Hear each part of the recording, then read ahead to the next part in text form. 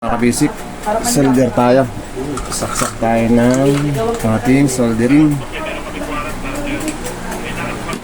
At yan, painitin lang natin. At yan mga kabisik, ganito lang kaliit ang ating gagamitin na subfuse. Isang hibla ng sa ating mga wirings. Malito yan. Yan.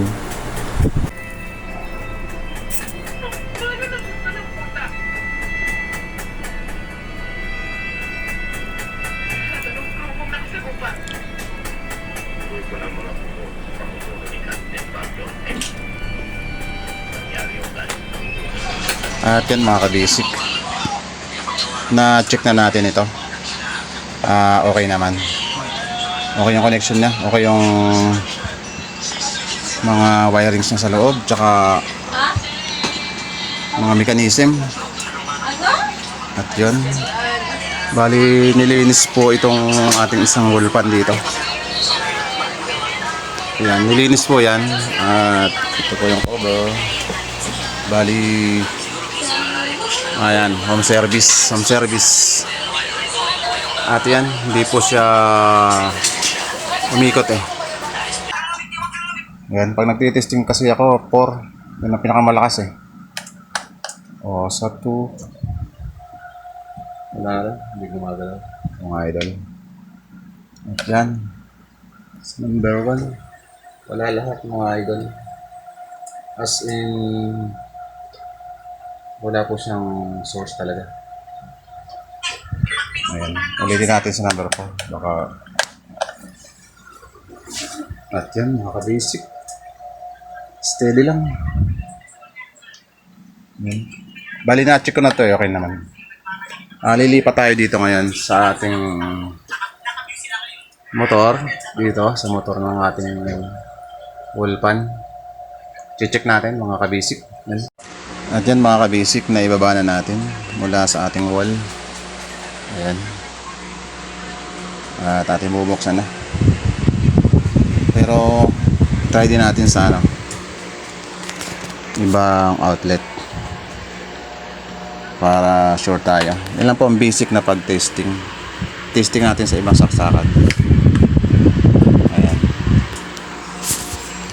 Naka-plug in po tayo doon. Tapos ito po yung switch natin. Ayan, naka number 4 pala siya. Ayan. Talagang ayaw. Pero malambot lang siya mga kabasic. Hindi po siya natuyuan. Malambot lang siya. Kaya sa motor tayo magpo-focus. Bubuksan din natin yan mga kabasic. Ayan, nag-try tayo sa ibang outlet. Baka may problema yung ating ibang outlet. Basic na pag-testing po. At yan mga idol, bubuksan na natin para ma-trace natin yung loob nito. Sa pakiramdam ko, thermal fuse to mga kabasic. Pag sa winding, pa-rewind to or bili na lang ng brand new yung may-ari. Yun, nahulog. Try natin kung masusurvive natin. At yan po yung kanyang winding. Bali bubuksan din po natin ito.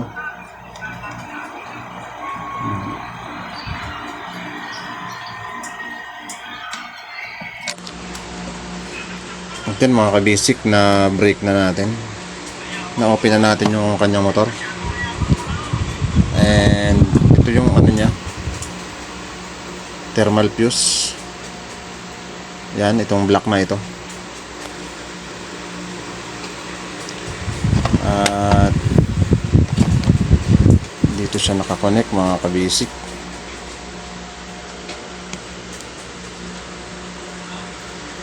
Dito. At yung isang wirings niya ay dito.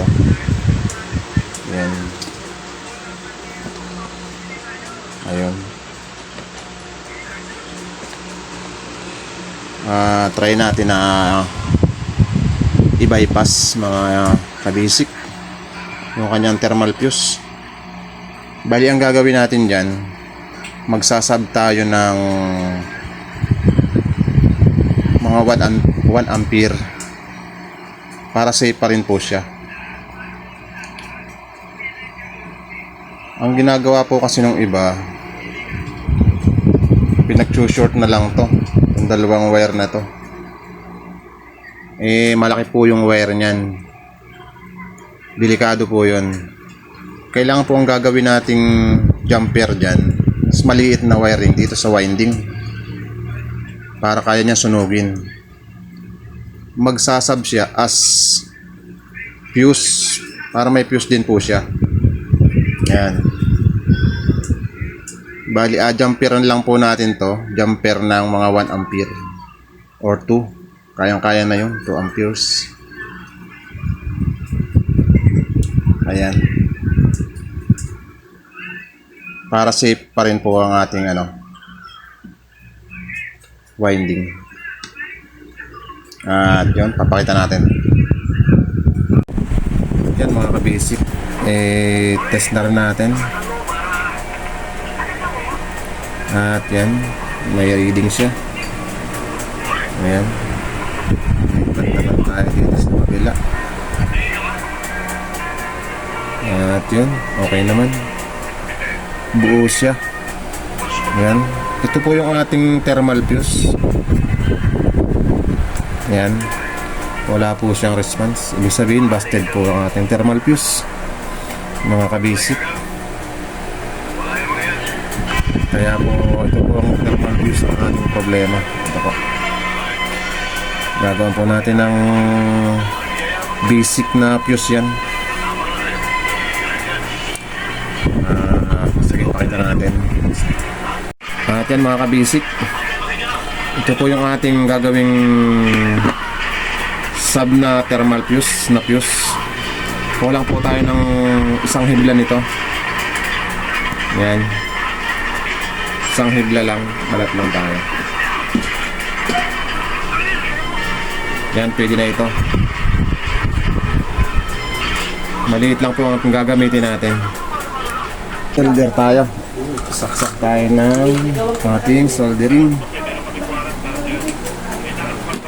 At yan, painitin lang natin. At yan mga kabasic, ganito lang kaliit ang ating gagamitin na sub-fuse. Isang hibla ng sa ating mga wirings.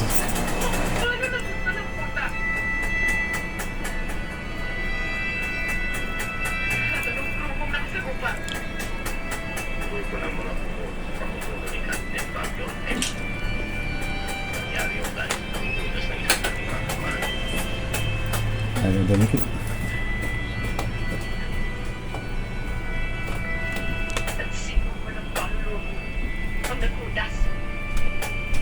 Isa sa mga itinuturing na haligi ng minsan. Si Kaya mo.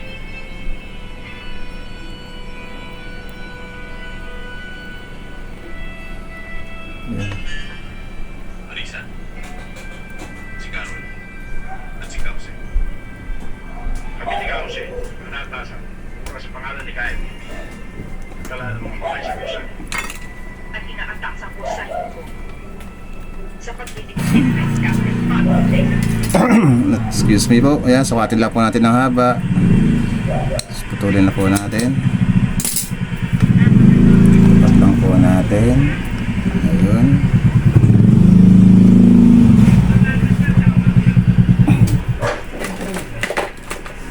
Napakaliit lang po ng ating nilagay para safe po tayo. Ayan.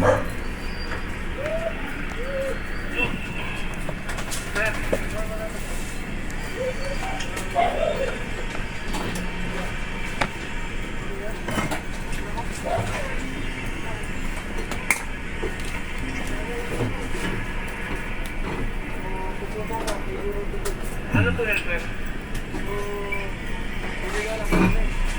Bakit po, sir?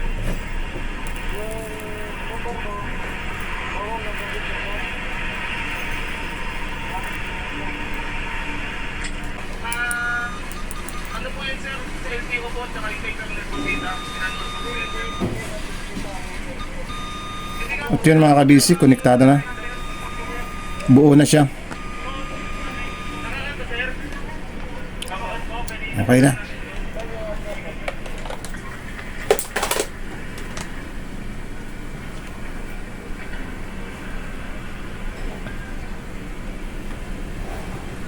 At yun mga kabasic, ibabalik na po natin ng ating Para maging dalawang kalamangan ng mobs.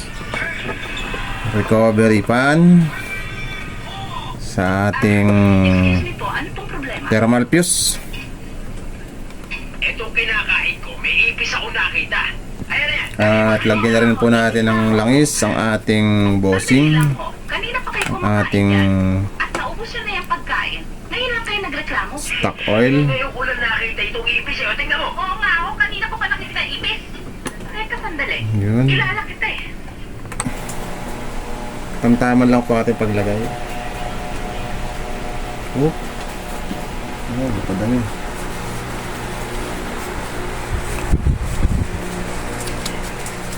Ayan. Yan mga kabasic. Nalagyan natin ng mga langis para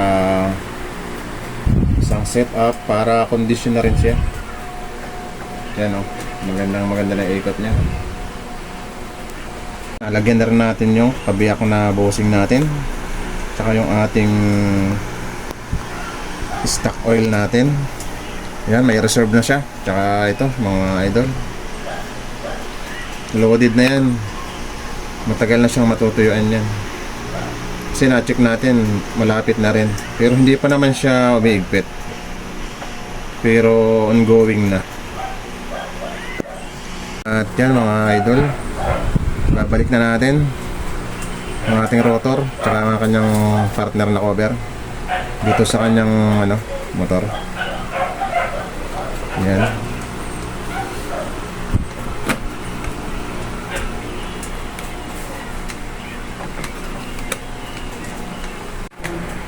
Going to testing tayo bago natin i-poly close.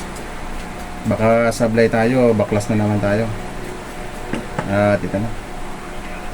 Plug in na natin mga idol. Ito. And select tayo ng number. Ito sa number 1. Yun mga kabasic. Malakas siya. Umubra yung ating sub jumper. Number 2. Ayan, dire-diretso na siya. Number 3. At yun. Diyan, number 4. Okay na. Okay. At yan mga kabasic. Kinilose na natin ang kanyang partner na cover. Itatry natin mamaya ng may LC kung approve ba yung kanyang performance. Ayun.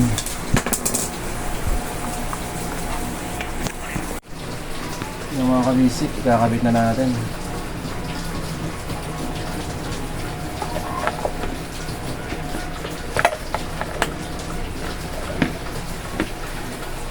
Mali.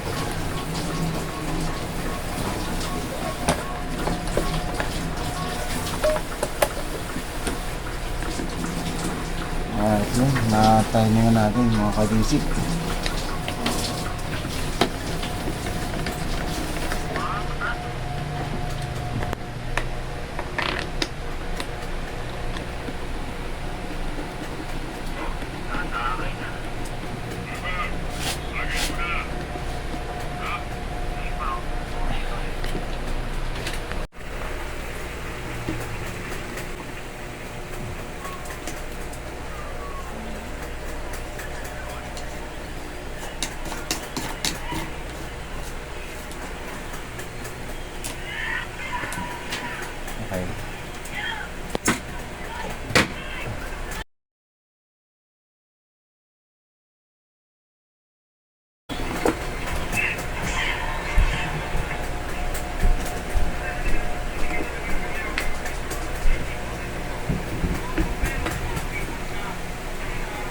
Testing.